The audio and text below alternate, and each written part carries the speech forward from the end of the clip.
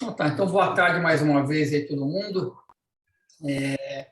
Então, na aula de hoje, eu queria resolver para vocês o que é conhecido como problema de Kepler, né, que é o problema de dois corpos sobre a ação gravitacional.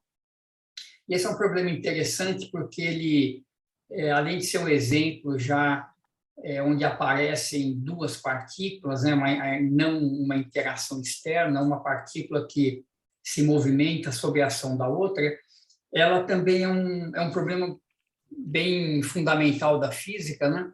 E a gente vai voltar a olhar esse problema mais para frente, quando a gente for incluir um terceiro corpo dentro desse movimento de dois corpos. É uma versão restrita do problema de três corpos, e a gente vai usar um pouquinho dessa aula de hoje. Então, deixa eu compartilhar então aqui com vocês a tela.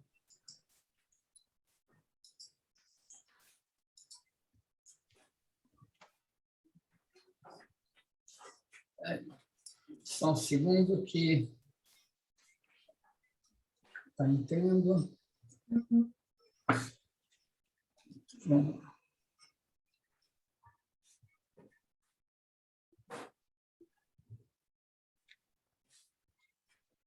Pronto, apareceu aí, né? Então, vamos lá. Deixa eu colocar isso aqui mais para o lado. Deixa eu só me arrumar aqui para ficar mais fácil de deixar o chat aberto para poder ver perguntas. Então, como sempre, eu só peço que durante a aula vocês mantenham os microfones fechados, mas podem abrir a qualquer momento para fazer pergunta, tá? Fiquem à vontade para interromper. Então, o problema de Kepler, ele é um problema de dois corpos. O Kepler ele foi contemporâneo do Galileu. Ele trabalhou muito com um astrônomo, o Tycho Brahe, e ele ia analisando os dados do movimento de planetas e propõe, né, as famosas três leis de Kepler, que a gente vai ver ao longo da aula. E uma dessas leis é que o movimento dos planetas eram elipses. Então, você vê o grau de precisão que ele tinha nas observações, né, para poder afirmar que não eram círculos, né, de fato eram elipses.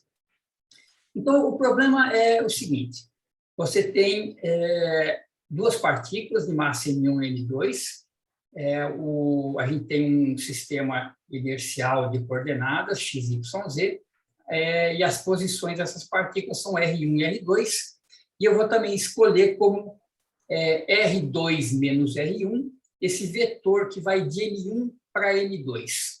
Tá? Ele está meio apagadinho, mas dá para ver uma flechinha ali na ponta de M2, então R2 menos R1 é esse vetor. E a equação de Newton para cada um desses dois corpos, eu já escrevi aqui para adiantar um pouquinho, é a seguinte: então vamos começar pelo corpo 1. Então você tem massa vezes aceleração do corpo 1, igual a força. Então, a força é a força de gravitação, Gm1m2, dividido por r ao quadrado, e na direção, ela é atrativa e está na direção que une os dois corpos. Então, você vê, para M1, a força é essa setinha vermelha que está em cima de M1, certo? Ela está indo na direção de M2, então ela está na direção de R2 menos R1. Tá? Então, ele está escrevendo essa força como 1 sobre R2 menos R1 ao cubo vezes R2 menos R1. Tá? Então, eu poderia escrever como em termos de versor, né, para dar a direção sobre R quadrado, mas eu prefiro escrever como R2 menos R1 ao cubo vezes o vetor R2 menos R1. Para partícula 2 é a mesma coisa, só que a força está exatamente na direção contrária, né? Ela está na direção de menos R2 menos R1, portanto, por isso vem esse sinal de menos aqui na frente da força para a partícula 2. Então, você vê que essas forças de 2 sobre 1 e de 1 sobre 2, elas satisfazem, então, a terceira lei de Newton na sua forma forte, né? Uma é menos a outra, e ela está na direção que une as partículas. Então, como é que a gente resolve esse problema? O que a gente tem que fazer para simplificar esse problema, que é um problema que tem 6 variáveis, né? x1, y1, z1, x2, y2, z2, é escrever coordenadas de centro de massa e coordenadas relativas. Tá? Então, essa passagenzinha eu também já fiz aqui, o resto eu já vou começar a fazer passo a passo aqui para vocês, mas só para economizar um pouquinho de tempo. Então, a gente define a coordenada relativa, como esse vetor R, que é R2 menos R1, e o vetor do centro de massa, R grande, que é M1, R1, mais M2, R2, sobre a massa total. Então, é a média dos raios pesada pelas massas.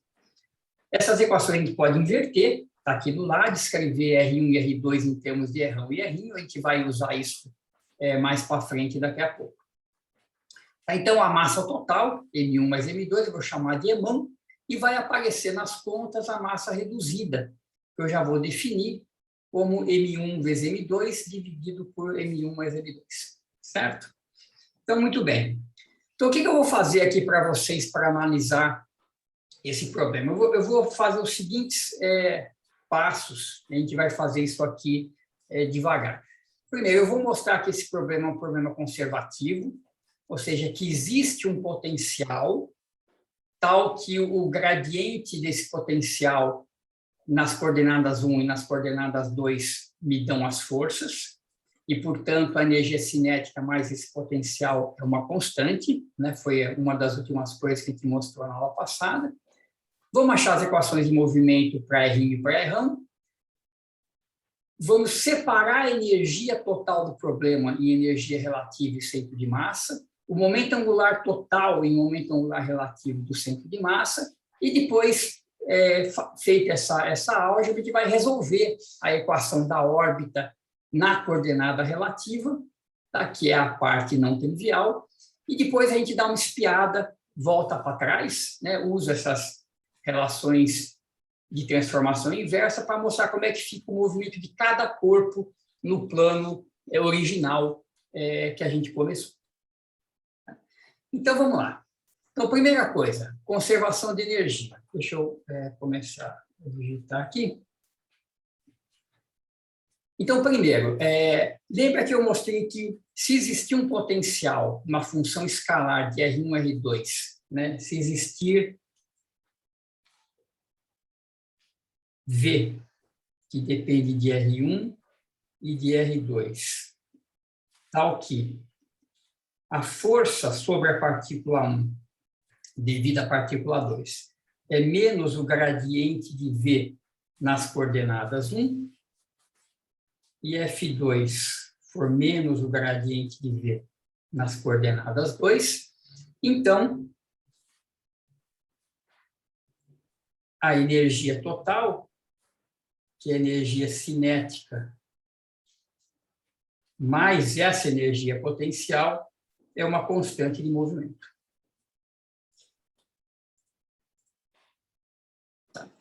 Então, quem que é esse potencial? Então, eu vou mostrar para vocês que, de fato, existe. Esse potencial, ele é dado por menos G, M, M1, M2,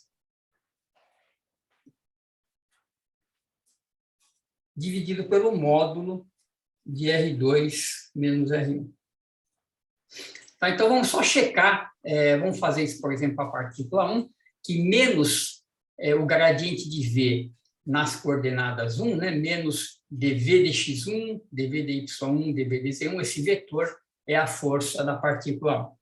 Então, isso é bem fácil de ver, mas acho que vale a pena verificar.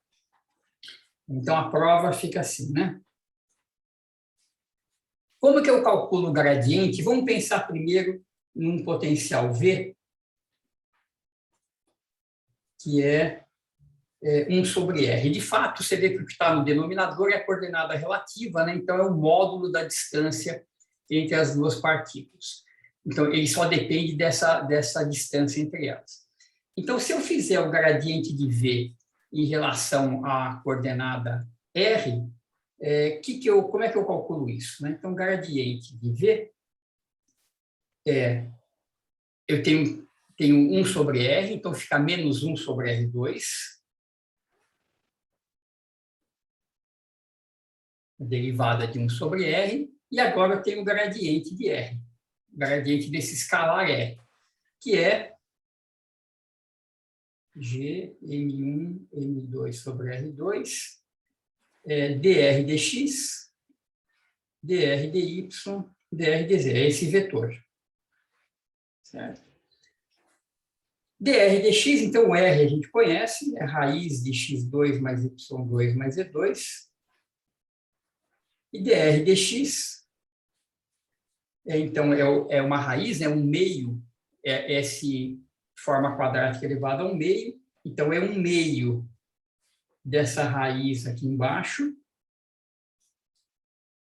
vezes a derivada do argumento em relação a x, que é 2x. Então, o 2 cancela, isso aqui dá x dividido por R. Se derivar em relação a y, dá y sobre R, e z dá z sobre R. Então, a gente vê que o gradiente de V, ele fica G, M1, M2. Então, vai ficar o vetor aqui, x, y, z, vai ficar um R dividindo, que a gente tira, fica um R ao cubo aqui fora. X, y, z, que é o próprio vetor R. Então, isso aqui é G, M1, M2, R sobre R ao cubo. Certo? Então, menos o gradiente de V é menos Gm1, M2 sobre R ao cubo na direção de R. Então, se eu fizer essa derivada, esse gradiente, então, em relação a R2, é a mesma coisa que eu fazer o gradiente em relação a R e depois derivar R2 menos R1, que é o R, né, em relação a R2, que é 1. E se eu fizer em relação a R1, eu tenho um sinal aqui de menos. Então, eu vou trocar o sinal conforme eu faço o gradiente em relação à coordenada 2 ou em relação à coordenada 1. Tá? Então, eu faço em relação a R. E depois derivo o R em relação ao R2 menos R1 em relação a R2. Eu acho que a gente ia buscar isso. Pessoal, tem um microfone aberto. Por favor. Eu estava achando que a gente ia buscar isso na escola. Então, obrigado. Certo? Então, então eu obtenho a força, né, para R2 é o mesmo sinal, para R1 eu tenho que trocar um sinal, e a coisa funciona direitinho, a gente obtém essas expressões que estão aqui. Tá?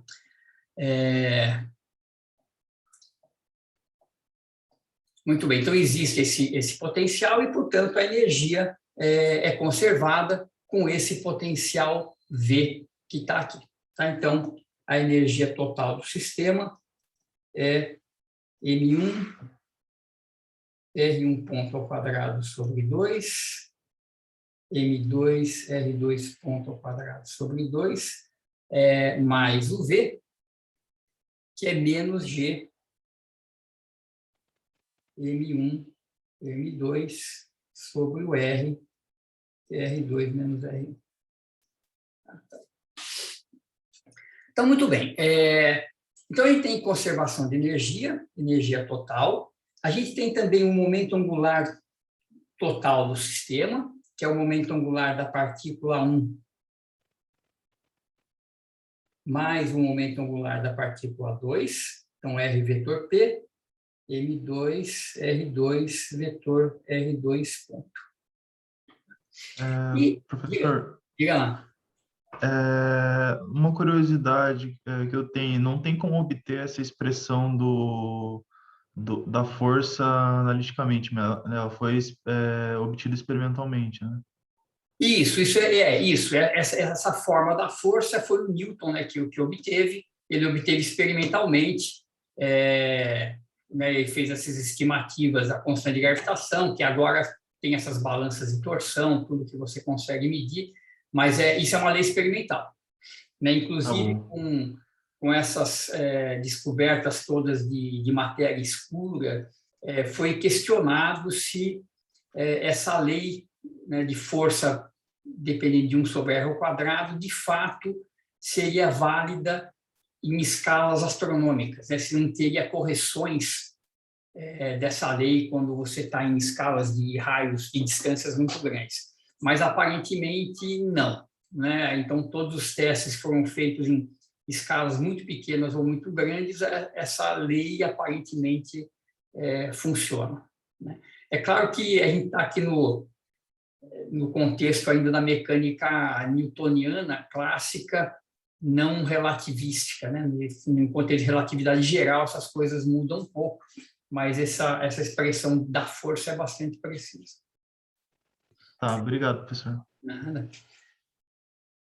Então, antes de resolver as equações, eu vou pegar tanto as equações de movimento, que a gente tem aqui em cima, que são as equações para R1 e para R2, essas duas, a equação da energia, que está escrita em função de R1 e R2, e a equação de momento angular, e em cada uma dessas equações eu vou transformar para coordenadas relativas e do centro de massa, para a gente ver o que acontece. Tá? Então, vamos primeiro olhar para as equações de movimento, e depois a gente separa energia e momento angular. E aí a gente resolve, a gente vai ver que a equação do centro de massa é muito simples, a gente só tem que se preocupar com a coordenada relativa. Então, primeiro, notem que se eu somar essas duas equações, o lado direito dá zero, certo? Porque uma força é menos a outra, então eu vou ter que... então, vamos trabalhar agora, então, com as equações. Deixa eu mudar um pouco de cor aqui para ficar diferente. Então, equações de movimento. Então, a primeira coisa que a gente vê é que se a gente somar as duas, dá zero. Do lado de cá, vocês veem que eu tenho a derivada segunda, eu posso escrever isso como D2 dt2 de M1 R1 mais M2 R2, que é quase o centro de massa. Como isso aqui é zero, eu posso dividir aqui por M1 mais M2, que é uma constante, e multiplicar por M1 mais M2 aqui, só para deixar numa forma mais simpática. Então, que equação é essa? Deixa eu só... eu tenho uma figurinha aqui que eu vou usar daqui a pouco, deixa eu adicionar uma página aqui. Então, essa equação é massa total que ficou de fora, o que está dentro da derivada segunda é o R1, a coordenada do centro de massa, R1, 2 pontos, igual a zero. Tá, então, o centro de massa se move com velocidade constante. A sua aceleração é nula pelo fato de não haver forças externas, né? A soma das forças internas é zero pela terceira lei, não tem forças externas, então o centro de massa se move com velocidade constante. O momento do centro de massa, mr ponto, é conservado. Como é que fica a equação para a parte relativa? Então, a parte relativa, o que eu vou fazer é o seguinte, deixa eu voltar para as equações aqui, para a gente olhar de novo para elas. Na primeira equação, eu vou cortar M1 dos dois lados. Na segunda equação, eu vou cortar o M2 dos dois lados, e eu vou fazer a segunda menos a primeira, certo? R2, 2 pontos, menos R1, 2 pontos, que vai ser meu R'inho, 2 pontos. Tá? Então, eu vou fazer a segunda menos a primeira. Então, eu vou ficar com sinal de menos nas duas, certo? Então, eu vou fazer... Vamos pegar aqui embaixo. Então, R'inho, 2 pontos, que é, então, R2, 2 pontos, menos R1, 2 pontos. O que eu fiz? Eu peguei a equação de baixo, onde eu matei o M2, só ficou o M1, R2 menos R1. Já vamos escrever já em termos de R, né? R2 menos R1 é o vetor R, e aqui eu tinha um R ao cubo, e eu subtraí a equação de cima, onde eu matei o M1. Então, sobrou aqui o M2. Então, R2 pontos é igual a menos G Você vê que tudo é igual, eu posso colocar tudo em evidência, fica só M1 mais M2, que é a massa total, R sobre R ao cubo. Certo? Então, a gente vê primeiro que o movimento do centro de massa, o movimento da coordenada relativa, ele só depende, na verdade, da massa total. Tá? No entanto, por completeza, é útil isso em nas contas, eu vou multiplicar isso aqui dos dois lados pela massa reduzida. Tá? E é curioso notar que esse produto que aparece aqui do lado direito, que é Emão vezes Mi, se a gente reescrever isso aqui em termos das massas originais, né, o Emão é M1 mais M2, e o Mi é M1, M2 sobre M1 mais M2.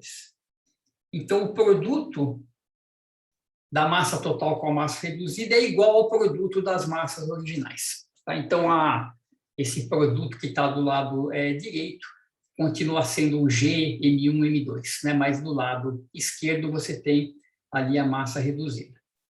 Então, olhando para essa equação dessa forma, ela representa, então, uma partícula fictícia de massa μ, sobre a qual age uma força central que cai com R ao quadrado e é atrativa.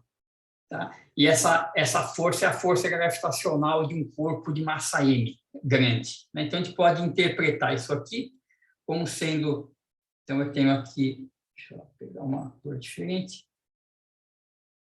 É como se eu tivesse aqui uma massa m total fixa na origem, que está atraindo uma massa reduzida μ com essa força 1 sobre R2. Tá? Mas a gente tem que entender que, de fato, isso é a coordenada relativa. Né? As duas partículas estão rodando, mas o problema é equivalente a um problema de força central produzido por uma massa Emão fixa na origem. Muito bem, então estão aí as duas equações em movimento. Vamos olhar, então, agora para a energia e momento angular, antes de a gente passar para resolver essas equações. Então, primeiro, vamos ver a energia. A energia, então, é a energia cinética mais a energia potencial. Energia cinética, então, é M1, R1 ponto ao quadrado. Quem que é o R1 ponto? O R1 eu posso escrever em termos do Rão e do R1. Tá? Eu não vou voltar lá para cima, mas eu vou escrever aqui. O R1 é Rão menos M2 sobre Emão R1. Então, eu vou derivar isso aqui e elevar ao quadrado. O M, a parte da energia cinética do segundo corpo, o R2 é Rão mais M1 sobre Emão R1. Então, velocidade ao quadrado, mais o potencial, eu vou deixar como V, né, que a gente já calculou, é o menos G M1, M2 sobre R ao cubo na direção, sobre R, né, é o potencial V. Então, olha só, vamos abrir esses quadrados. O quadrado da primeira componente, do Rão ponto, ele tem essa componente aqui e essa daqui. Então, elas se somam, vai ficar Rão ponto ao quadrado sobre 2M1 mais M2. M1 mais M2 é a massa total. Então, os termos diretos dão isso daqui. Os termos cruzados, eles cancelam. Você vê que na primeira termo de energia cinética vai ficar um sinal de menos, tem M1, M2, Rão ponto, R1 ponto sobre Emão. Do outro lado, eu vou ter um sinal de mais, M1, M2, Rão ponto, R1 ponto sobre 2 Emão. Então, esses caras cancelam, termos cruzados cancelam. O termo de R1 ponto ao quadrado, eles se somam também. Então, vai ter aqui um R1 ponto ao quadrado e vamos ver o que sobra em cada lado. Então, do primeiro termo, eu vou ter um M1, vou ter um M2 ao quadrado, vou ter um Emão ao quadrado, tem um meio que fica aqui para fora, certo? E no segundo, a contribuição do segundo termo é M2, aí tem um M1 que vai ao quadrado e um Emão que vai ao quadrado, mais E. Então, desses caras todos que aparecem aqui, você vê que eu posso colocar em evidência. Deixa eu subir um pouco. Então, aqui ficou simples. R1 ponto ao quadrado, foco vetor. Então, eu vou colocar em evidência um M1 vezes M2, certo? Que tem em comum. Tem o 2 aqui embaixo. O M ao quadrado eu posso tirar também. R ponto ao quadrado. O que sobra ali? Sobra um M2 no primeiro termo e um M1 no segundo termo. Esse M1 mais M2 é uma massa total, que mata com um dos emões lá de baixo. E o que sobra é M1, M2 sobre emão, que é a massa reduzida. Então, eu tenho energia do centro de massa, mais μ sobre 2, energia cinética do movimento relativo, mais o potencial. Vamos escrever ele aqui em cima agora, e eu vou escrever ele da seguinte maneira. Menos G, M1, M2 dividido por R, mas a gente viu que M1 vezes M2 é igual a emão vezes μ, né? É a mesma coisa. Então, eu posso escrever menos G, emão μ dividido por R. Tá, então, a energia se separa numa parte que é a energia cinética do centro de massa e a energia do movimento relativo, que agora inclui a energia potencial. Tá? Então, isso aqui é E do centro de massa, mais energia relativa. Veja que R1 ponto é constante, né? A velocidade do centro de massa é constante, não tem aceleração do centro de massa. Então, a energia do centro de massa é conservada e, portanto, a energia relativa também é conservada. Esses dois pedaços são conservados separadamente. Tá? Então, tanto ECM quanto ER são conservados, então, separadamente. E a gente vai poder, então, descartar depois o centro de massa e focar só na parte relativa. O momento angular é a mesma coisa. Deixa eu adicionar uma página. Aqui. O momento angular é a mesma coisa, ele também separa. Vou fazer a conta aqui, porque eu acho que é interessante fazer. Então, o L, você vê, ele é M1, R1,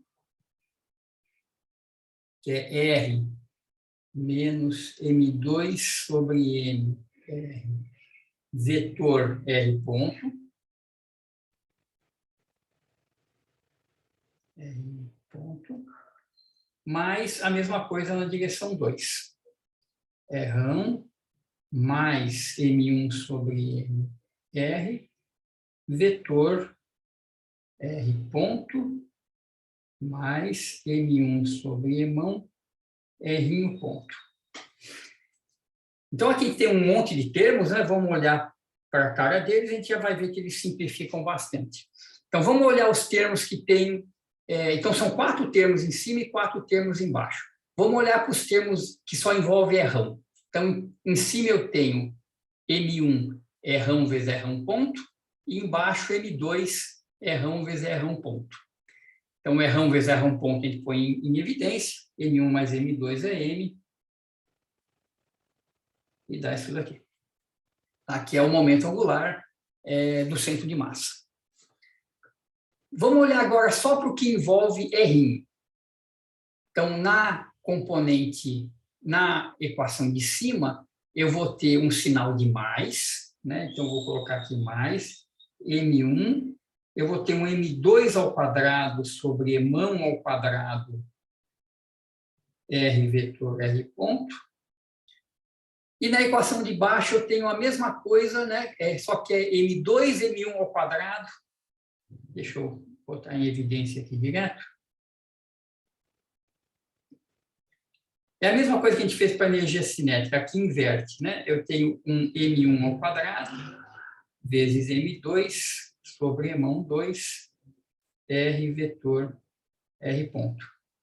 Então, novamente, a gente põe um M1, M2 em evidência, vai dar um M1 mais M2 que cancela o M1 de baixo, a mesma conta que a gente fez em cima, e isso vai sobrar, então, a massa reduzida vezes R vetor R ponto, que é o momento angular relativo. E todos os outros termos cruzados se cancelam. Tá? Vamos só checar isso daqui. Por exemplo, esse termo aqui de... deixa eu trocar a cor da caneta aqui. Se a gente olhar, por exemplo, para esse produto aqui, ó, né, que tem R vezes R ponto, e olhar para o correspondente dele aqui embaixo, né, a gente vê que ambos envolvem M1, M2 sobre mão, só que um tem o sinal negativo, outro tem o sinal positivo, e eles se cancelam.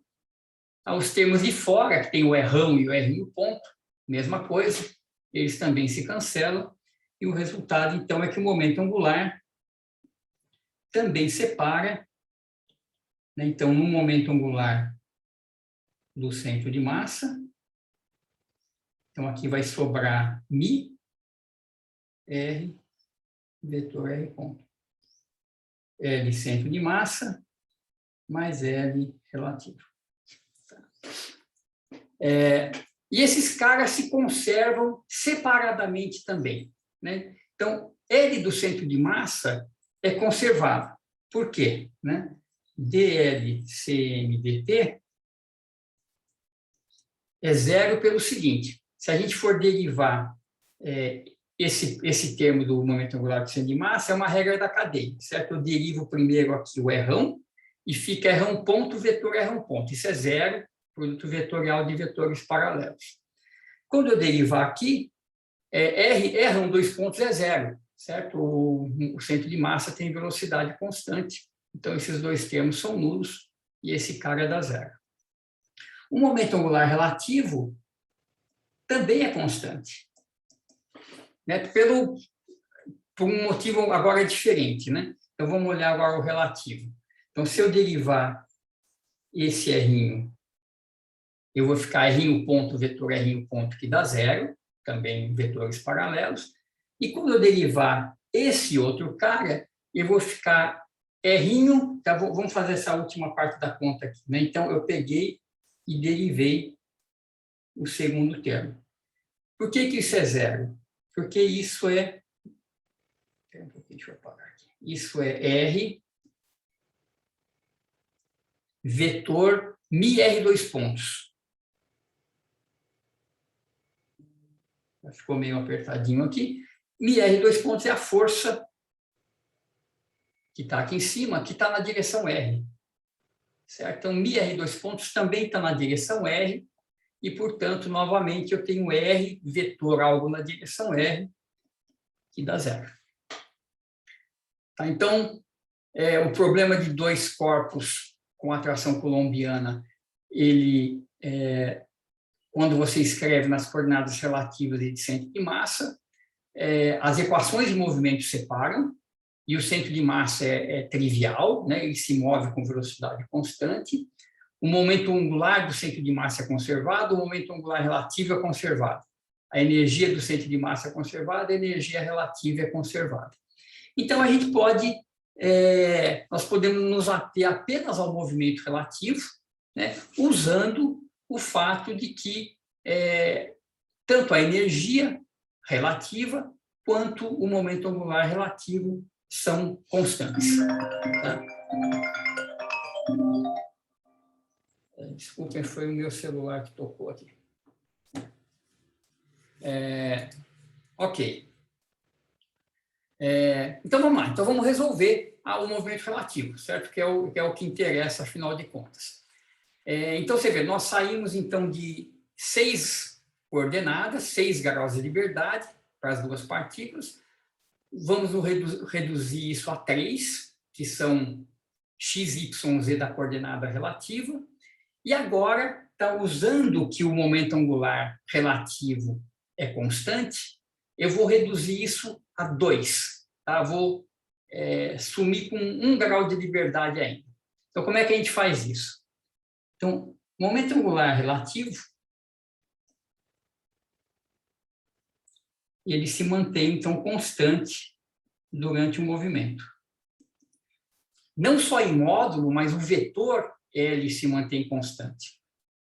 Então, como L é R vetor V, isso significa que o movimento da partícula, dessa partícula fictícia, ela se dá num plano que é sempre perpendicular a R, né? Então, se a gente escolher Z na direção desse momento angular relativo, então, o fato do L ser constante, então agora meu XYZ se refere à coordenada relativa R. Tá?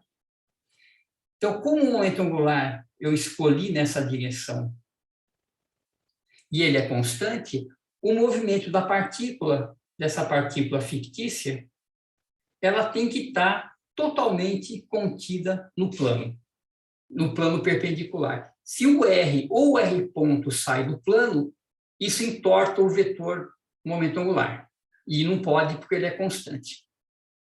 Então, o fato de eu ter um momento angular constante implica que o movimento ocorre todo no plano perpendicular a L.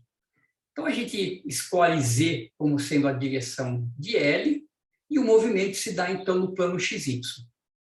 Aí, com isso, a gente reduz um pouco mais ainda a complexidade do problema, que a gente sabe que a órbita vai estar contida num plano. E, finalmente, a gente vai, então, resolver a equação de movimento, a equação de Newton, né, do movimento relativo, no plano XY. Tá? Então, o nosso próximo passo aqui, então, quase chegando lá. Professor, Diga. eu estava com um pouco de dificuldade de enxergar, né, justamente esse movimento relativo ocorrendo somente num plano, né? Uhum. Mas acho que não tem muito o que enxergar mesmo, né? A gente já está lidando com essas partículas fictícias, né? Isso, Assim, as exato. massas M1 e M2 não estão nesse plano XY, elas estão livres, né? Então, o que vai acontecer, a gente vai fazer o seguinte, nós vamos calcular o R, né? A gente vai ver que esse movimento vai ser uma elipse, né? Nesse plano, quando você tem energias negativas, você vai ter um movimento da forma de elipse. O que acontece com o movimento real de M1 e M2? Então, vamos... deixa eu voltar lá para cima. Aqui. Então, imagina que a gente vai para o referencial do centro de massa, então a gente põe Rρ igual a zero, a gente senta no... Né, o centro de massa está parado no sistema, a gente escolhe a origem como sendo o centro de massa. Então, você vê que o R1 vai ser menos M2 sobre M vezes R. E o R2 a mesma coisa. Então, R1 e R2 vão ser proporcionais ao R1. Então, de fato, tanto o R1 quanto o R2 vão estar no plano também. Então, o movimento da Terra em torno do Sol, ignorando todos os outros planetas, etc., é um movimento plano. E que plano é esse? É o plano perpendicular ao momento angular relativo. É claro que todo esse negócio está andando, né? O centro de massa pode estar se deslocando, mas o movimento de fato dessa elipse está no plano. Cada um do R1 e do R2 vai ser uma elipse com tamanhos diferentes. Eu vou chegar lá daqui a pouco.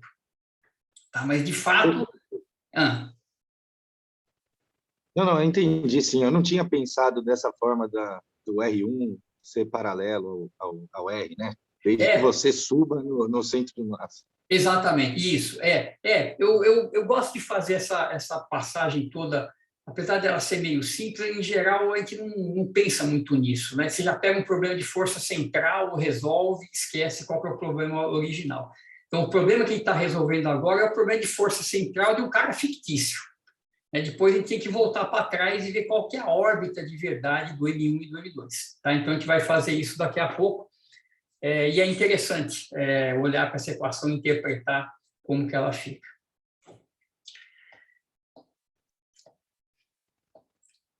Então, tá. Então, qual que é o nosso objetivo agora? Né? Então, eu quero resolver essa equação. Opa, não tem uma aqui, é só R. MR, dois pontos, igual a menos G, M, Mi, sobre R ao cubo na direção de R, mas eu vou supor que eu estou no plano XY, certo? Eu já escolhi a minha direção Z de forma apropriada, então eu vou tratar esse movimento no plano XY. Então, eu vou introduzir coordenadas polares para fazer isso. Tá? Então, vamos lembrar aqui rapidinho, eu vou introduzir r θ, xr cosseno θ, yr seno θ. A gente pode inverter essa transformação. R é raiz de x2 mais y2, tangente de θ é y sobre x. E, além disso, eu preciso dos versores, né? Então, eu tenho aqui o plano XY. Então, dado uma partícula aqui, esse é o R, esse é o θ, XY. E eu tenho agora o versor R, então, que é um vetor unitário que aponta na direção do R. Então, como ele é unitário, as projeções dele são cosseno de θ na direção x, seno de θ na direção y. Então, R é um vetorzinho na direção aqui. E o versor θ é um versor unitário na direção que o θ cresce. Tá? Ele é perpendicular ao R e na direção que o θ está aumentando. Então, se a gente olhar para ele, a gente vê que a componente x é negativa, né? Está apontando para trás ali no meu desenho. E se a gente olhar os ângulos ali, a gente vai ver que é isso aqui. Ele é ortogonal ao R, e com a componente x negativa, a y positiva, para esse θ entre 0 e π sobre 2. Tá, então, eu vou escrever a equação de Newton em coordenadas polares agora, para poder resolver de uma forma mais fácil, porque, afinal de contas, a força só depende do módulo de R, né? Não depende de x e y diretamente. E, aliás, essa vai ser, nós vamos ver aqui, esse vai ser um dos inconvenientes da equação de Newton, que essa forma cartesiana, né, em coordenadas cartesianas, mx dois pontos igual a força na direção x. My dois pontos é a força na direção y. Em coordenadas polares, não é verdade que mθ dois pontos é a força na direção θ. Isso não acontece. As equações de Newton não mantêm a sua forma em qualquer sistema de coordenadas, o que vai ser o caso das equações de Lagrange, que a gente vai ver daqui a pouco. Tá, então, vamos... Então, quem que é, então... Deixa eu trocar um pouco de cor aqui para ficar mais misturado. Quem que é, então, R ponto? Então, como que eu escrevo R ponto em coordenadas polares, né? Então, eu parto... Deixa eu começar um pouquinho antes aqui. O vetor R... Então, eu posso escrever como R na direção de R, módulo na sua direção. Então, R ponto, que é a velocidade, então eu faço a regra da cadeia. R ponto na direção de R, mais R, dr chapéu dt. Por que o R chapéu muda com o tempo? Porque isso aqui é uma partícula, a partícula se desloca com o tempo, o R muda de posição e, portanto, a direção muda também, certo? Então, esse segundo termo, eu posso escrever como R. Quem que é dr dt? Eu posso escrever como dr chapéu dθ, dθ dt, certo? Ou seja, o R muda de direção porque o θ andou. O θ muda e desloca a direção do R chapéu. E se a gente olhar, então, ali em cima, R ponto na direção de R. Eu tenho aqui, então, R θ ponto. Quem que é dr chapéu dθ? Se vocês olharem para a expressão do R chapéu e derivar em relação a θ, derivada de cosseno é menos seno, derivada de seno é cosseno, dá exatamente o θ chapéu. Então, você vê que a velocidade na direção radial é R ponto, a velocidade na direção θ é R θ ponto. E agora a gente deriva de novo. Calcula agora R dois pontos. Então, quando eu fizer R dois pontos, eu tenho que fazer um monte de derivada. Deriva o R ponto, deriva o R chapéu, deriva o R, o teta ponto, o teta chapéu, faz esse monte de derivadas, agrupa tudo de novo. Tá? Eu vou deixar essa passagem para vocês fazerem, eu vou só colocar aqui o resultado que dá. Então, dá R dois pontos, espera, deixa eu melhorar minha letra aqui. Dá R dois pontos na direção de R, que é a derivada ali do primeiro termo, e dá também menos R teta ponto ao quadrado. E esse segundo termo vem quando a gente deriva o teta chapéu. A derivada do teta chapéu vai cair de novo na direção de R e vai produzir esse termo que está aqui. Na direção de teta, a gente obtém os seguintes termos. 2R ponto teta ponto mais R teta dois pontos. Deixa eu saber se eu estou melhor. Tá? Então, agora eu igualo, multiplico pelo μ, a massa reduzida, e igualo isso à força. E a força só existe na direção radial. Certo? Então, eu vou precisar de mais uma página em branco aqui. Então, eu vou ter μ. Então, multiplica por μ dos dois lados. Vamos fazer isso aqui. μ, μ, μ. Então, na direção radial, então isso aqui tudo é força. Então, eu tenho que μ, R dois pontos, menos R teta ponto ao quadrado, é a força na direção radial, certo? Que a gente conhece, menos G mμ. Ops, vou botar um pouquinho aqui.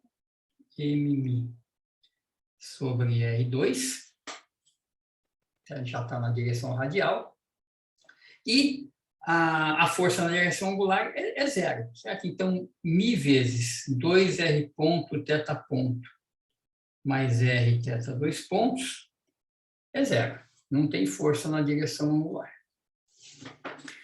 Então, essas são as equações, as duas equações que a gente precisa, e nós vamos, então, agora resolver as duas. Então, como é que a gente faz isso? Então, a primeira coisa é olhar para a segunda equação, tá? A equação que é mais ou menos trivial, né, que é zero, e a gente nota que tem um truque para essa equação aqui, que é o seguinte: esse cara ele pode ser reescrito assim, ó, como 1 sobre R ddt de μ R2 teta ponto. Então, vamos ver que isso aqui funciona.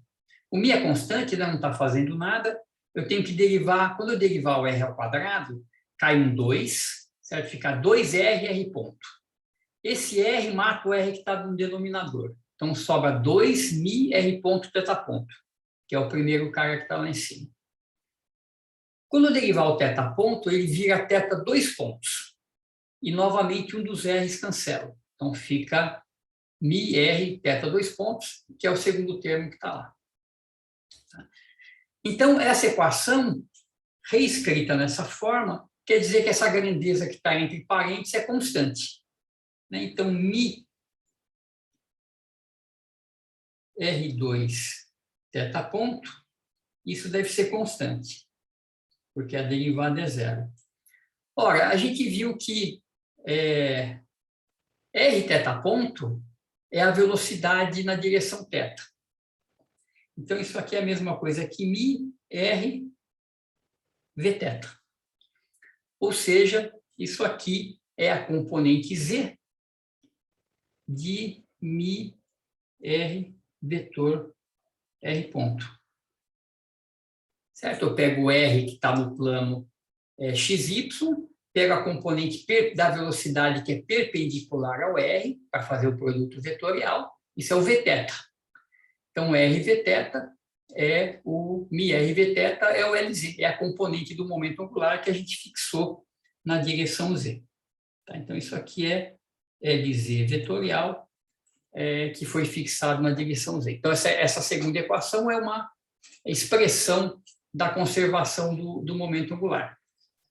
E isso é muito legal, né? Então, a gente tem que isso aqui, ó, mi R2 θ ponto é constante. Eu vou chamar só de L, tá? O momento angular relativo, né? Vamos sempre lembrar que vamos deixar o Rzinho aqui de relativo. Momento angular isso aqui, deixa eu só reescrever isso aqui, que ficou esquisito. Isso aqui é o momento angular relativo na direção Z. Que é o momento angular total, certo? Porque ele está na direção Z. Então, esse índice Z a gente não precisa, e a gente tem essa expressão aqui. A outra equação, que é a equação que contém a força,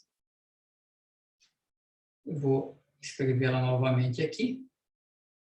Eu vou escrever da seguinte forma, eu vou passar mi R2 pontos, aquele termo negativo eu vou jogar para o lado direito, mi R θ ponto ao quadrado,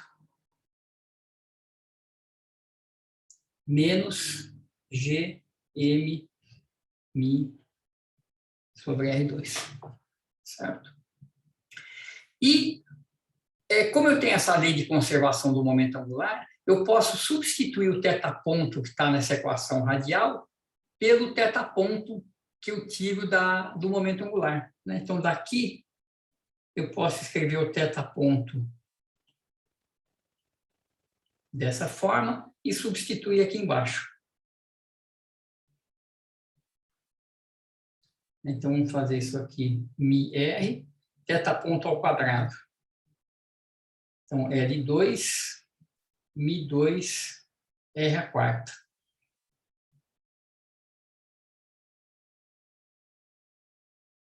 Aqui, finalmente, simplificando aqui, é L ao quadrado, que é constante, um dos mi's e um dos r's cancela.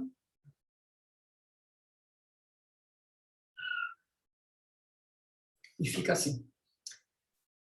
Então, a gente isola totalmente a parte angular da parte radial. Então, essa aqui é a equação radial do movimento, só depende de R. E o que está aparecendo aqui do lado direito, a gente chama de uma força efetiva, né? É a força, de fato, menos GMI sobre R2, acrescida de um termo que a gente chama de termo centrípeto, que é uma correção que aparece pelo fato de isso não ser um movimento unidimensional, a partícula está rodando.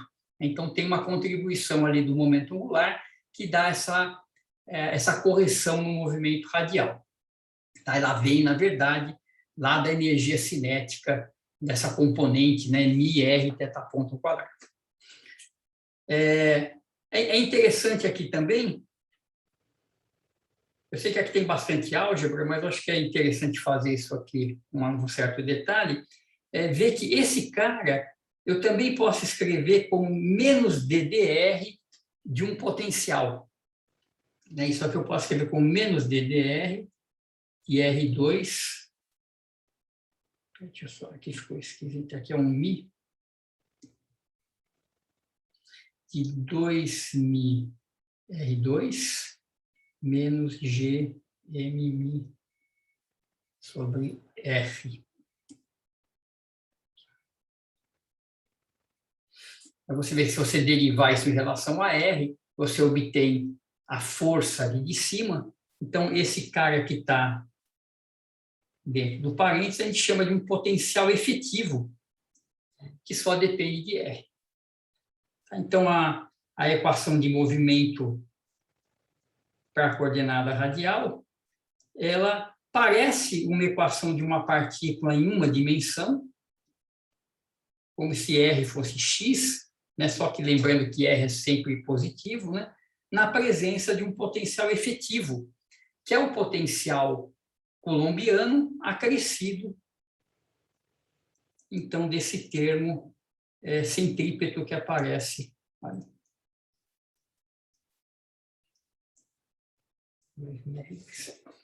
Tá, então, a gente tem basicamente um problema de uma dimensão. é uma partícula fictícia que só se movendo na direção radial sob a ação desse potencial efetivo que está ali.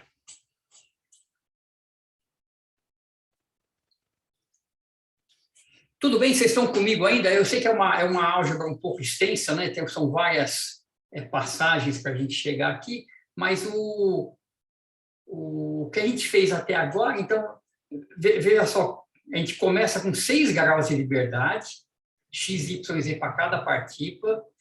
Quando a gente separa o centro de massa, a gente cai num problema de 3 graus de liberdade, o x, y, z da coordenada relativa a r. Vendo que o momento angular relativo é constante, a gente cai com um plano xy, que a gente muda para r θ, coordenadas polares, e de r θ, novamente pela conservação do módulo do momento angular, a gente elimina o θ e cai em uma única coordenada. Então, o que a gente tem que, de fato, resolver é uma equação de 1 grau de liberdade, que é o grau de liberdade radial. Professor, Diga. só para tentar entender um pouco mais esse potencial efetivo, como ele é adicionado esse termo LR ao quadrado, eu poderia pensar que quanto mais rápido ele gira, ou seja, quanto maior a velocidade né, na direção θ, daí menor vai ser esse potencial. Seria algo dessa maneira? Menor no sentido absoluto, né, porque ele é negativo. Isso, exato. Quer dizer, se você tiver, a gente pode pensar ao contrário, né? Se você tivesse qual que é o movimento que tem momento angular relativo nulo? É quando você tem o R ponto na direção de R. Então, é um movimento onde os dois corpos estão indo um em direção ao outro em uma colisão frontal. Então, aí você não tem esse termo centrífugo. O momento angular some, e você só tem um potencial 1 sobre R, que, como a gente está tratando as partículas como pontuais, quando ela chegar à distância zero, as coisas vão divergir, etc. Quando você tem uma coisa rodando, então você impede, eu vou já mostrar um desenho, você impede essa colisão. Então, aqui, acho que é mais... deixa eu só abrir aqui de novo, que congelou minha lousa aqui.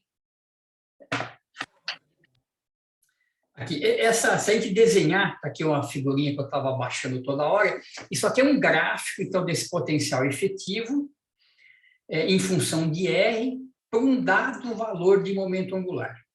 Então, você vê, se o momento angular for zero, eu vou desenhar aqui por cima, depois eu apago, se o momento angular for zero, eu só tenho o termo menos gmm sobre R, que é uma coisa assim, ó. Aí ele vai para infinito aqui quando R vai para zero. Como eu tenho aquele outro pedaço positivo, então, quando eu tenho um momento angular finito, ficou para cima aqui, deixa eu ver se eu consigo deslocar esse desenho aqui para cima. Isso, fica mais perto aqui. Só que a minha linha eu tenho que apagar, porque ficou no lugar errado. Ah, não, foi junto, tá certo. Tá aqui.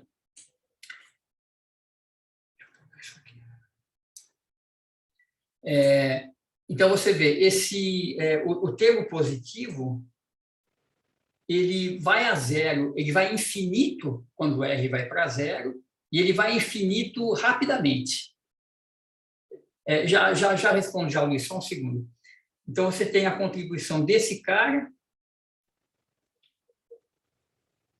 e desse outro aqui. Ops, por que não tá? Então, esse aqui é o termo de L2. E esse aqui é o termo menos GM sobre R. Então, quando você soma os dois, quem ganha perto da origem é o termo positivo, quem ganha perto do infinito é o termo negativo, e essa soma dá essa barriguinha no potencial.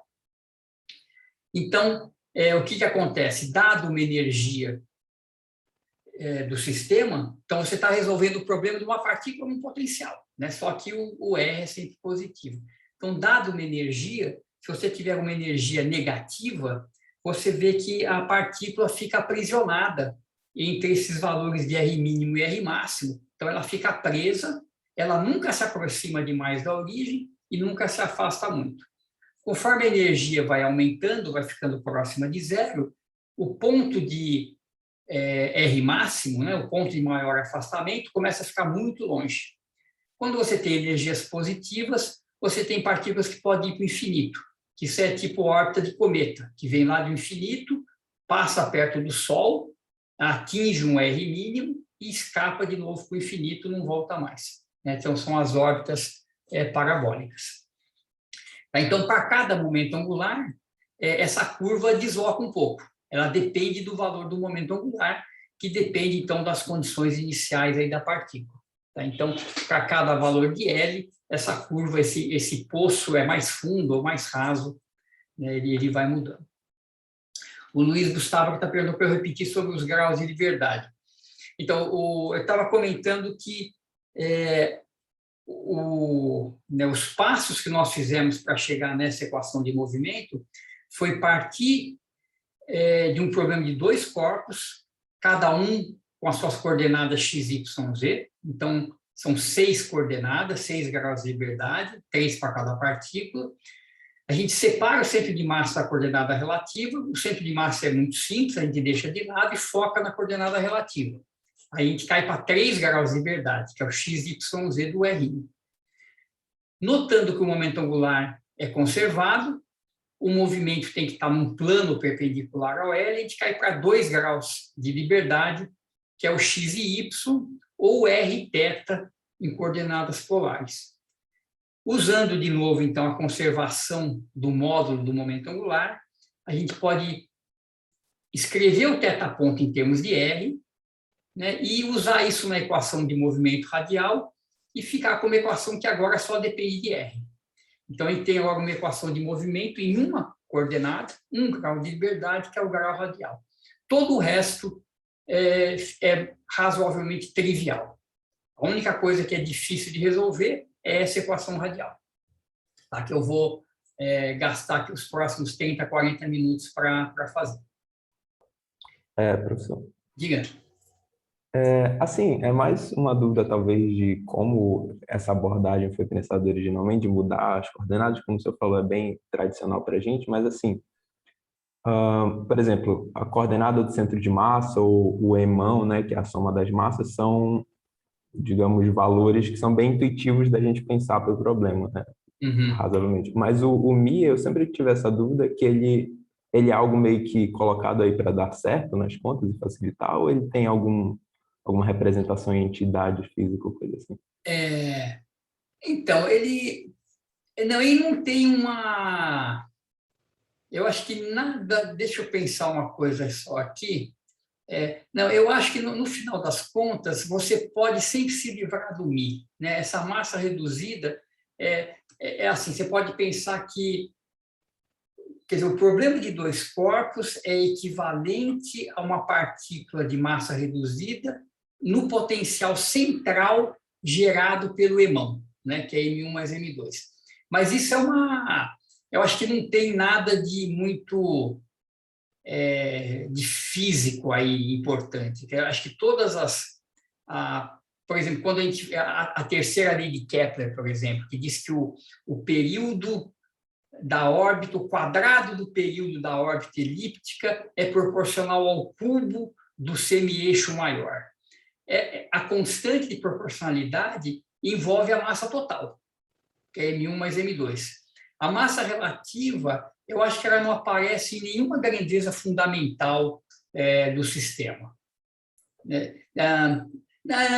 Deixa eu ver aqui, na verdade, ela aparece em tem uma outra lei de Kepler onde de fato ela aparece, que ela diz que se você pegar, então o movimento vai ser uma elipse com o foco sendo onde estaria o campo central, né? Onde estaria essa massa emão fictícia, né? Onde está o centro de forças.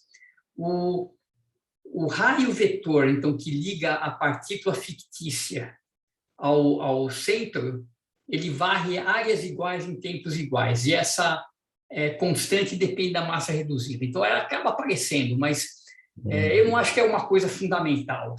Eu acho que é mais um truque matemático para resolver. Entendi. Não, legal. Tá bom. Obrigado. Nada.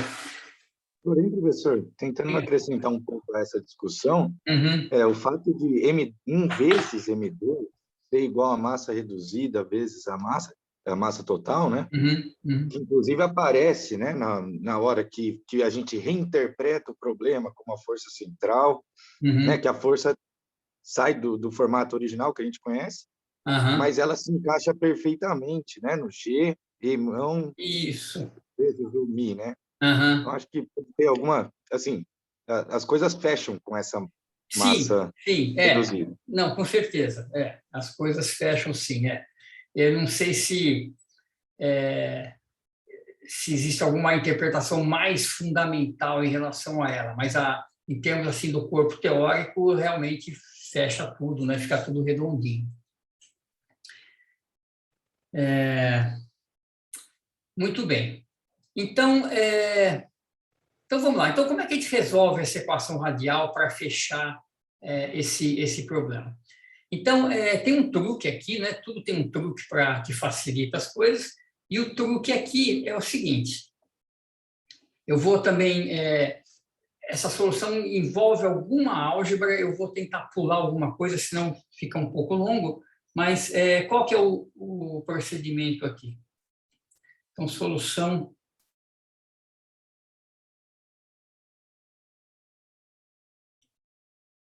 Acho que o meu iPad está ficando quente, ele está lento para escrever. Deixa eu ver se... Solução... Nossa, está bem lento. Eu escrevo e não aparece nada aqui. Solução da equação radial.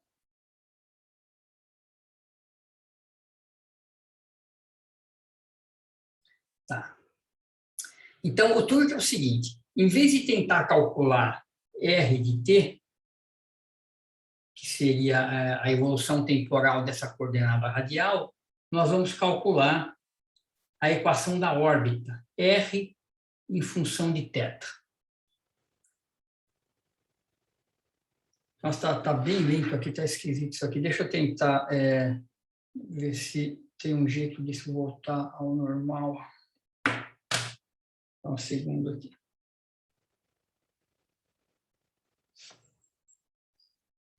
Então, o que eu vou fazer? Eu vou pegar, eu vou definir uma variável. Então, primeiro, eu vou encontrar a equação da órbita. Em cada direção θ, eu vou querer saber qual que é o valor do R. E, além disso, em vez de trabalhar com R em função do θ, a gente vai definir uma variável U, que é 1 sobre R. Em termos dessa variável U, é que as coisas simplificam bastante. Tá? Então, vamos lá. Eu quero, então, calcular R ponto, certo? Que é dr dt. Então, R é 1 sobre U. Então, dr dt, deixa eu escrever isso também, porque, embora seja trivial, é bom ficar olhando para a definição. Então, R é 1 sobre U, U é 1 sobre R. Então, R ponto é menos 1 sobre U ao quadrado, du dt, certo? Mas eu não quero o de t, eu quero o de θ. Então, vou escrever isso aqui como menos 1 sobre U ao quadrado, du dθ, dθ dt. Θ ponto. E para simplificar a notação, eu vou chamar as derivadas em relação a θ com uma linha. Tá? Então, o tempo é um ponto, em relação a θ é uma linha. Então, olha só, 1 sobre U ao quadrado é R quadrado.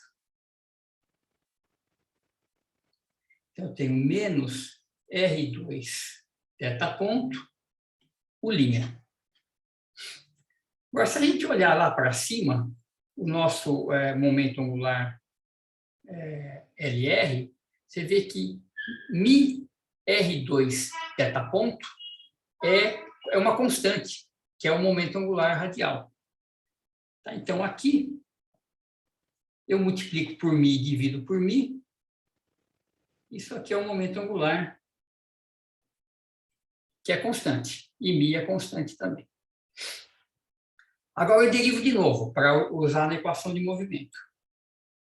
Derivo mais uma vez em relação ao tempo. Então, L e μ são constantes. Vou fazer ddt do du dθ. Então, eu derivo em relação a θ mais uma vez, faço d dθ, dθ, dt. E, mais uma vez, eu vou usar conservação do momento angular. Então, mais uma vez, eu vou lembrar que o momento angular é isso aqui para me livrar do θ ponto de novo. Então, vamos ver o que a gente fica. Vai ficar eu vou multiplicar por L e dividir por μr2. Então, vai ficar menos R ao quadrado, divide por mais um μ, divide por R2, com duas linhas. É isso, né? Um L sobre μr2. Isso, exatamente. Tá. E esse 1 sobre R2, que apareceu ali, eu posso também escrever como U2, se eu quiser. Tá? Então, está aqui. Então, vamos jogar esse cara na equação de movimento. Então, a equação de movimento é μ, R, dois pontos, igual a força e o termo do potencial.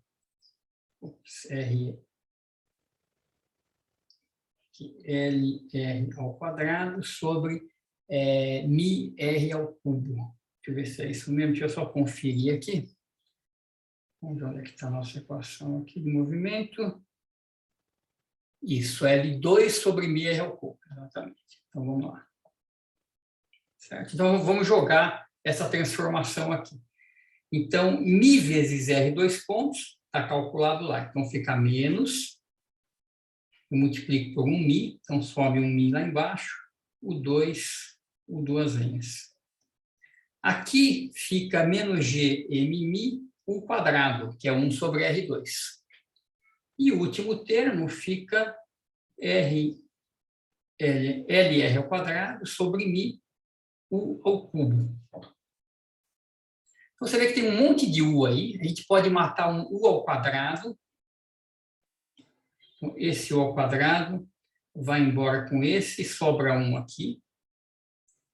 Eu vou isolar, então, agora a derivada segunda, o U duas linhas. Então, eu vou multiplicar tudo por μ sobre L ao quadrado, tá? E trocar um sinal.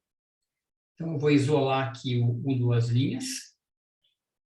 Aqui vai ficar, então, troco o sinal, multiplico por um μ, divido por um momento angular ao quadrado, o cancelou. E aqui eu também troco de sinal e sobra isso aqui, ó. Sobra só U. Certo? E esse cara é um oscilador harmônico. Você vê que D2U dθ 2 é menos U, mais uma constante. Isso aqui é um oscilador harmônico deslocado. É como se você pegasse uma partícula numa bola sob a ação da gravidade constante, que puxa um pouquinho o pezinho para baixo. E a solução disso aqui é muito simples. Uma coisa interessante de notar, que eu acabei não mencionando muito, é que essa constante que aparece aqui, eu vou chamar ela de UC, certo? Isso aqui é tudo constante. Então, a minha equação de movimento fica U duas linhas, é menos U, mais essa constante UC. Se a gente olhar no potencial, no desenho do potencial efetivo, deixa eu apagar um pouquinho essa confusão que eu fiz aqui.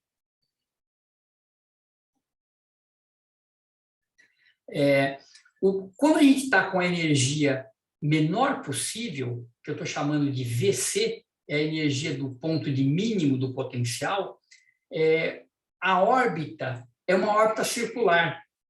Você vê que o R mínimo e o R máximo do movimento acaba ficando um mais pertinho do outro até que eles são no mesmo ponto. Então, esse RC é um raio de órbita circular. Então, quando você tiver uma energia que é a menor possível para aquele valor de momento angular, você tem uma órbita circular. E aquela constante UC que aparece é o inverso de RC.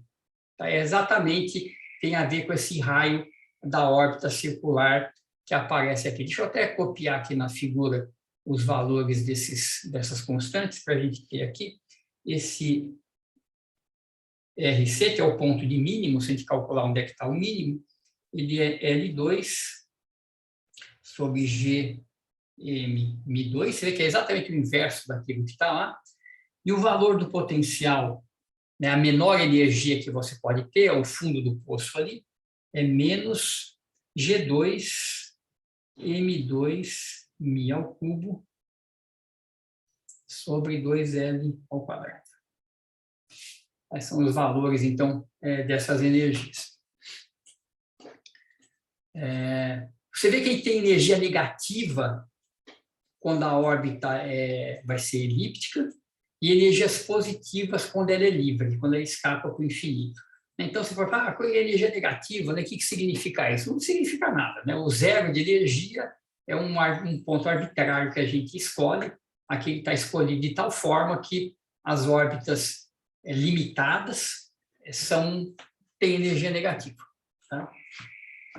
Não tem, né, nenhum significado especial ou valor absoluto aí da energia. Então, muito bem, qual que é a solução dessa equação? É uma solução da equação particular mais uma solução da equação homogênea. Então, a solução da equação homogênea é quando a gente elimina essa constante, o C, isso é um oscilador harmônico. A cosseno, vou escrever assim, de θ menos θ0. Certo? Se você derivar U duas vezes em relação a θ, derivado de cosseno é menos seno, derivado de seno é cosseno, você volta no menos U e satisfaz a equação homogênea. Uma solução particular da equação completa é U constante igual a UC, ou seja, é o valor de U que dá a órbita circular. Se você substituir U igual a UC, a derivada segunda é zero, que é constante, cancela do lado direito. Então, isso aqui é a solução da equação de movimento. Essa aqui é a equação da órbita, é um A cosseno de θ menos θ0, θ0 tem a ver com a condição inicial, né? Quando θ igual a θ0, U vale A mais o C. E para achar o R de θ é só inverter, certo? Então, vou só colocar esse UC em evidência,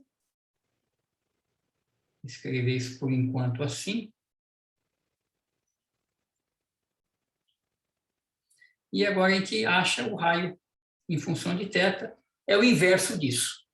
Tá? Então, é o C a menos 1, eu vou escrever assim, 1 mais A sobre o C, cosseno de θ menos θ0.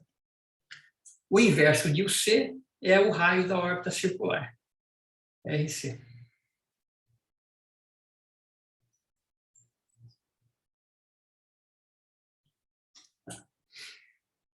Então, está aqui a equação da órbita. Falta pouca coisa aqui para a gente poder fechar esse problema. Então, essa constante que está aparecendo A dividido por C, a gente vai identificar como a excentricidade da órbita. Então, vai ser quão não circular é essa órbita. Então, você vê se essa constante for zero, R de θ igual a RC. Ou seja, R de θ é constante, igual ao raio da órbita circular.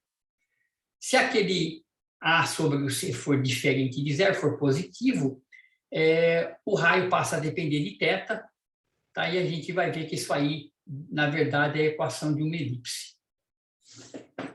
Então, deixa eu só ver como é que eu faço aqui. Eu não quero entrar em muito detalhe, porque as contas vão ficando longas, mas eu quero só relacionar, então, essa constante que falta aqui. Então, esse A dividido por o C, isso aqui eu vou chamar de epsilon, que é a excentricidade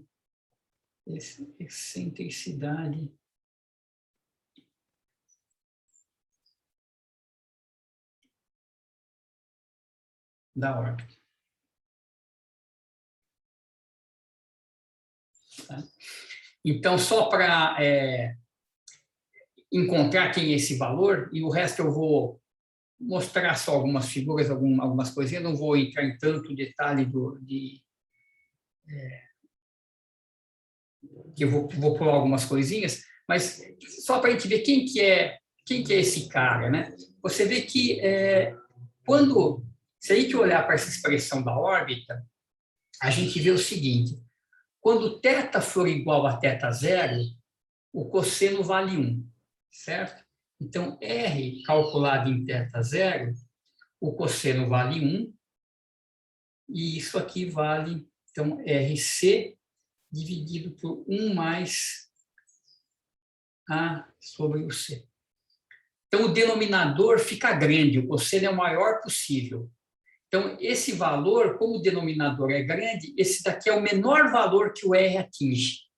Isso aqui é o R menos, é o ponto da trajetória, é o R mínimo, é o que eu chamei de R mínimo aqui, é o ponto de maior aproximação da órbita ao centro de forças. Certo? Por outro lado, quando R for igual, quando θ for igual a θ0 mais π, o cosseno vale menos 1. Então, se eu calcular aqui em θ0 mais π, o cosseno vale menos 1, o denominador é o menor possível e, portanto, o raio é o maior possível. Eu estou no ponto de maior afastamento, é o periélio e o afélio da órbita. Certo? Então, esses caras aqui a gente pode encontrar olhando para a forma da energia do sistema. Então, só essa é a última conta que eu vou fazer, o resto eu vou só ilustrar. Então, vamos só lembrar da expressão da energia desse problema que a gente está tratando, né? Então, a gente está tratando um problema no plano que tem um potencial Gm μ dividido por R. A energia cinética, como a gente está em coordenadas polares, eu posso separar em R ponto, certo? A velocidade radial e a velocidade angular, que é R θ ponto. Certo? Então, eu tenho aqui a expressão da energia. Esse θ ponto, a gente pode novamente voltar escrevendo em termos de momento angular, e o que, quando a gente fizer essa substituição, o que vai aparecer aqui é aquele potencial efetivo, certo? Que a gente viu que aparece nessas situações. Deixa eu só copiar ele aqui, para não ter que fazer a conta novamente. Aqui. Então, é L2 sobre 2μR2 menos Vm sobre R. Certo? Então, você tem uma energia cinética e uma energia potencial.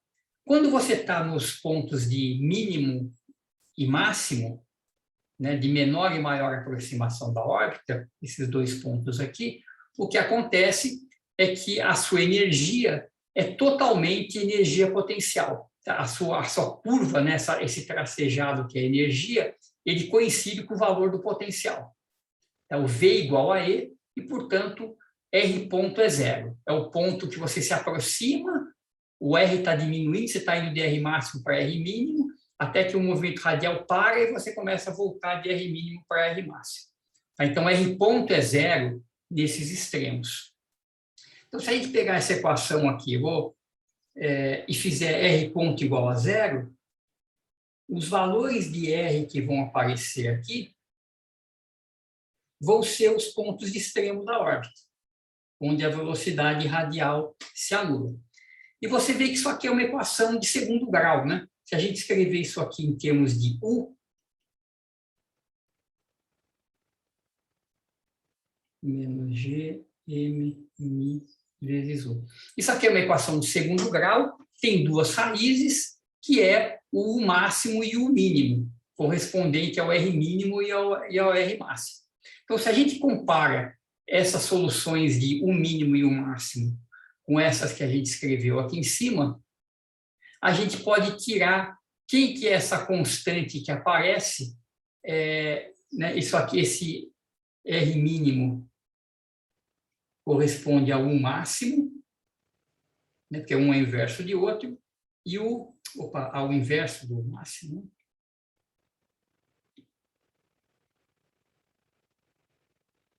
E essa daqui é o inverso do mínimo. Então, achando as raízes dessa equação e comparando com aquela solução, a gente identifica quem que é aquela constante A. Tá? Eu vou pular essa conta porque eu queria falar outras coisinhas enquanto...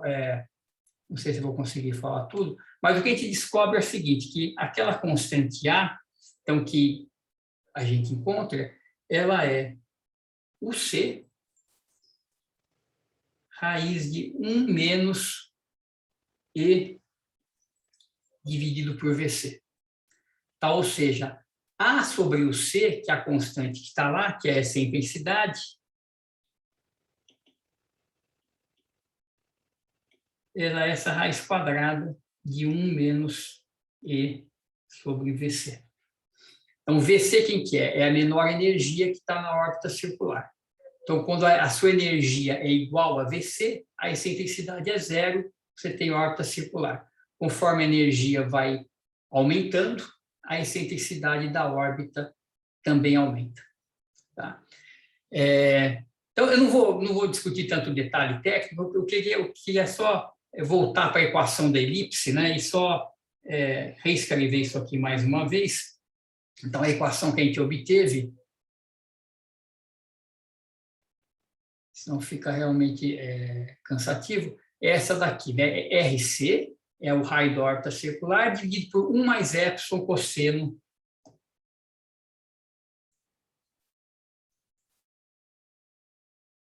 θ menos θ0. Então, epsilon é essa intensidade da elipse, vai depender da energia e dessa constante VC, que também depende do valor do momento angular. Um último passo aqui, para vocês só entenderem a equação da elipse, a gente termina, é que a forma mais tradicional de escrever essa equação é não colocar o raio circular ali em cima, mas definir esse R dessa forma. Ou seja, a gente define essa constante A como sendo RC dividido por 1 menos epsilon 2. Se a gente fizer isso, a gente vai ver que esse A é justamente o semi-eixo maior da elipse. Tá? Então, é mais conveniente deixar a equação escrita nessa forma. Então, só para interpretar, para a gente... Não, deixa eu fazer uma pausa aqui, eu estou falando muito e vocês não estão tendo tempo de perguntar. Eu vou só reinterpretar essa equação para a gente ver que, de fato, ela é uma equação de uma elipse, e eu vou voltar para trás para a gente ver os movimentos, então, de fato, dos dois corpos M1 e M2. Está dando para acompanhar aqui? Foi muito corrido esse cálculo aqui?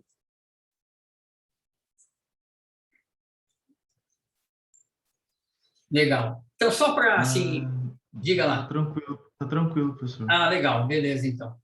Então, você vê, o truque todo é pegar a equação de movimento radial e definir aquela coordenada U igual a 1 sobre R. Né? Então, aí que cai no oscilador harmônico, resolve o oscilador harmônico, inverte e tem essa equação que eu vou mostrar para vocês agora, que é uma equação de uma elipse. Então, esse formato, ele não está assim, muito claro que isso seja uma elipse, mas deixa eu ver se eu vou mostrar aqui. Isso, deixa eu mostrar que isso aqui é uma elipse. Eu vou mostrar rapidamente. Então, elipse. O que é uma elipse? Então, eu vou fixar aquele θ0 igual a zero, tá? Por conveniência, é só uma constante. Aí eu vou fixar ela como zero para facilitar as contas. Então, aquela equação da órbita fica assim. Então, aqui é onde estava o raio circular, que a gente escreveu desse jeito, 1 mais epsilon cosseno de θ. Então, primeiro, veja que se epsilon, tiver entre 0 e 1, esse denominador nunca se anula, né? Porque é 1 mais epsilon cosseno. O cosseno, o menor valor que ele assume é menos 1. Mas como tem um epsilon multiplicando, ele nunca chega no 1 e o raio fica sempre finito. Tá? Então, as elipses vão acontecer, né, aquele movimento entre R mínimo e R máximo, desde que o epsilon esteja no intervalo 0 e 1. Segundo, vamos trabalhar essa equação da seguinte maneira. Eu vou multiplicar, então, o denominador para a direita. Então, escrever como R mais epsilon R cosseno de θ igual a essa constante aqui. R cosseno de θ é x, certo? Então, agora eu vou deixar esse R sozinho. E esse epsilon R cosseno θ, que fica epsilon x, eu passo para o lado de lá.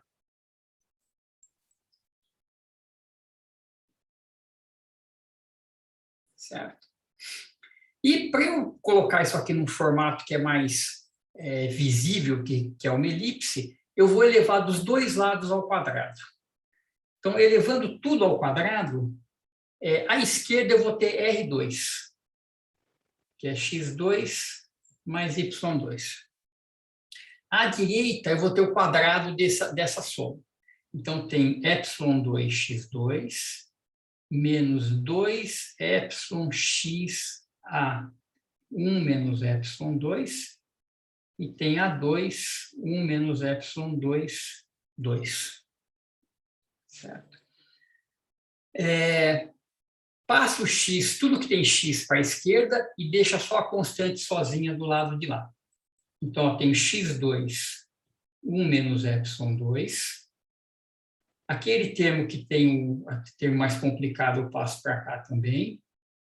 Xa 1 menos epsilon 2, mais y2, A2, 1 menos epsilon 2, 2. Vou botar esse quadrado aqui direito. Esses dois termos que tem o x, eu vou colocar 1 menos epsilon 2 em evidência. E sobra aqui x2 mais 2 epsilon ax. Certo? Epsilon 2, 2. E agora eu vou completar um quadrado nesse cara aqui. Ó. Então, esse termo que depende de x, eu vou escrever como x... devia ter um sinal de menos, eu errei algum sinal aqui, deixa eu ver. Passei para cá, como mais. X foi para o lado de lá, menos ficou mais de novo. Agora pensei que tinha um. Acho que é. Então, acho que é isso mesmo. Então, fica mais epsilon a ao quadrado. Tá? Isso dá o x2. Dá o termo cruzado, mas eu adicionei um termo a mais que eu tenho que subtrair agora, certo? Então, eu vou subtrair esse termo que eu somei, que é epsilon 2 a 2. Mais y2 igual a mesma coisa aqui do lado direito. Então, agora é só uma questão de ajustar. 1 menos epsilon 2 x mais epsilon a ao quadrado, mais y ao quadrado, e essa constante que apareceu, que eu tive que subtrair, eu vou jogar tudo para o lado direito. Então, eu já tinha lá A2, 1 menos epsilon 2 ao quadrado, e agora eu somo epsilon 2 A2, 1 menos epsilon 2. Tá? Então, vamos só mexer esse lado direito e já vai sair a nossa elipse. Então, eu ponho um A2 em evidência, 1 menos epsilon 2 em evidência. Sobra 1 menos epsilon 2, né, porque estava ao quadrado o primeiro termo, e sobra um epsilon 2 do segundo termo, que cancela. Tá? Então, finalmente, eu vou dividir tudo por esse A2, 1 menos epsilon 2, para deixar igual a 1 do lado direito. Então, aqui, ó, o termo em x, esse cara cancela. Sobra um A2 aqui. O termo em y vai ficar A2, 1 menos ε2, igual a 1. Tá, isso é uma equação de uma elipse, cujo centro na direção x. Então, qual que é essa elipse? Vamos desenhar aqui. No plano xy. Ela está centrada em x igual a menos εa. O centro está aqui. Em y, ela está centrada em 0. O semi-eixo maior é A. E o semi-eixo na direção y é A raiz de 1 menos ε2. Tá? Certo? É 1 sobre A2, 1 sobre B2. Então, é uma elipse que está aqui. Ops. Ela vai estar aqui. Não, desculpa. Não, desculpa, não é essa elipse. Ela está... Deixa eu desenhar direito aqui.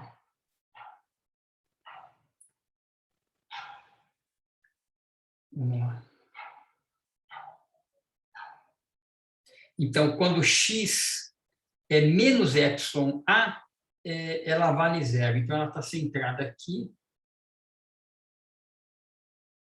Tá? Então, esse é o ponto, esse é o centro. Quando x igual a 0, eu não estou... Ela está deslocada de εa. Tem que é o foco. Tem um outro foco que está aqui. Esse semi-eixo aqui é A. Essa distância é εa. Eu vou ver se eu estou fazendo isso aqui direito. Essa distância aqui de cima é B, que vale A raiz de 1 menos ε2. Então, é isso mesmo, eu estou confuso um pouco com esse sinal demais, eu pensei que ia dar um menos ali, deixa eu só comparar aqui com a equação que eu tinha escrito, pode ser que eu tenha errado antes aqui no sinal. Só um segundo. Professor? Oi? Está correto, se fosse um sinal de menos, seria uma hipérbole.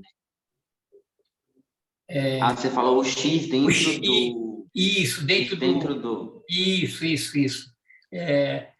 Quando x igual a menos εa, eu estou no maior valor de... esse sinal está errado. Esse sinal aqui, depois a gente pode conferir. Esse sinal aqui eu tenho quase certeza que é um menos. Eu devo ter trocado algum sinal ali, porque quando x igual a εa, então quando x... eu estou no... não, está certo. Quando x igual a... Não, é isso mesmo. Quando x igual a εa é essa distância aqui, ó, é a distância do centro. Então, quando eu estou em x igual a εa, o valor de y é b, certo? Então, eu zero aquele primeiro termo, y ao quadrado é igual ao denominador, que é o b ao quadrado. Então, ali tem um menos, ali tem que pôr meu bola em algum lugar. Então, nesse valor de x, o valor de y é máximo, que é esse a raiz de 1 menos a raiz de εa. Tá? Então, isso aqui é uma elipse com o foco no centro, e cuja excentricidade é esse εa. Tá? Então, ele está com o foco na origem. Então, tá, isso aqui, então esse desenho aqui é o movimento relativo, certo? Então, isso aqui, a partícula que tem um movimento relativo está rodando sobre essa elipse. Nesse foco é onde está sentada o campo de forças, que representaria uma partícula fixa com massa total m, certo? Então, o que acontece agora com o movimento das partículas M1 e M2? Para terminar isso daqui. Deixa eu só voltar aqui para as coordenadas. Tá? Aqui.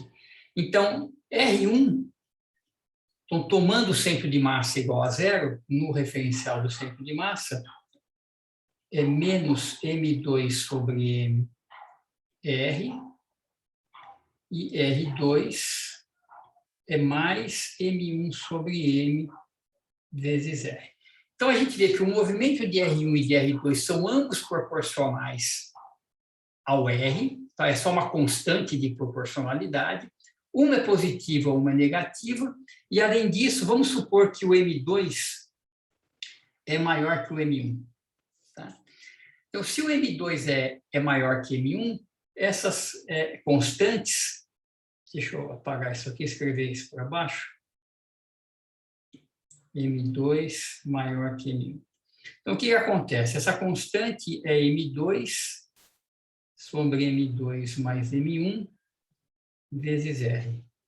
Essa daqui é M1 mais M2 vezes R. Então, se o M2 é grande, o R2 é pequeno, certo? Porque ele está multiplicado só por um M1. Então, quando o M2 é maior que o R1, o módulo, né, do R2, dessa constante, pelo menos, né, é menor que o módulo de R1. Então, o que a gente tem para esse movimento dos dois corpos seria o seguinte, seria que, nesse mesmo plano, onde está ocorrendo o movimento, eu tenho uma elipse pequena para o movimento de R2, da massa grande, e eu tenho uma elipse grande para o movimento da partícula mais leve. E, a todo momento, uma está na direção oposta da outra, tem um sinal de menos. Tá? Então, se eu desenhar aqui uma linha aqui, se eu tenho esse cara se movimentando para cá, então esse aqui é o M1, a partícula de massa pequena, o M2 vai estar aqui, ó, e indo para cá. Tá? Então, estão sempre em direções opostas, um é R, outro é menos R, então um roda para um lado, eles vão rodando, né? um caçando o outro, eles rodam para o mesmo lado, mas estão sempre em posições opostas. O M2 roda a massa grande roda numa elipse pequena, a massa pequena roda numa elipse grande. Então, no caso, por exemplo, do movimento Terra-Sol, como a massa do Sol é muito maior que a massa da Terra, a elipse do Sol, a elipse que o Sol traça, devido ao movimento dos planetas, ela é tão pequena que ela está dentro do Sol. Então, o Sol ele só dança um pouquinho, né, em volta de si mesmo, quase. Né? O tamanho da elipse é menor do que o raio do próprio Sol, enquanto que os planetas, como estão distantes, fazem essas elipses maiores. Tá? Então, esse é o resultado final. Tem detalhes aqui que eu pulei, acabei passando um pouco rápido em alguns detalhes, mas se vocês olharem depois lá no livro, tá feito com bastante detalhes essas contas todas, acho que vale a pena dar uma olhada. Certo? Então, esse aqui fica um exemplo, assim, que eu acho que é um exemplo importante, é legal de fazer, ver todas essas passagens, todos esses truques, essas separações de movimento que vão acontecendo, até que a gente chega numa coisa de uma dimensão que a gente acaba resolvendo. Outra coisa interessante é essa analogia que existe entre o potencial 1 sobre R e o oscilador harmônico. Né? A gente acaba resolvendo uma equação de oscilador harmônico para um problema de força central. A gente vai ver que essa analogia vai aparecer novamente mais para frente, porque o problema de forças centrais e o problema do oscilador harmônico são os únicos problemas onde todas as órbitas são fechadas. Né? A gente vai discutir isso, pelo menos aqui para a energia negativa, né? São todas órbitas fechadas. A gente vai voltar a discutir isso mais para frente. Certo? Então, isso aqui fecha essa revisão assim, bem rápida de mecânica newtoniana, né? Os princípios fundamentais, alguns exemplos, esse exemplo com um pouco mais em detalhe. E a partir da aula que vem, então, eu vou passar a falar sobre mecânica de Lagrange, e uma das vantagens que a gente vai ver dessa mecânica é a gente ter a invariância formal das equações de movimento, né, o que não acontece para as leis de Newton. Né? Essa aqui ilustra bem, né? Não é verdade que mr2 pontos é a força na direção radial. Você tem uma contribuição centrífuga, a equação muda. Né? Então, a equação não é invariante em qualquer sistema de coordenadas, o que vai ser uma vantagem das equações de Lagrange. Certo? Perguntas, comentários?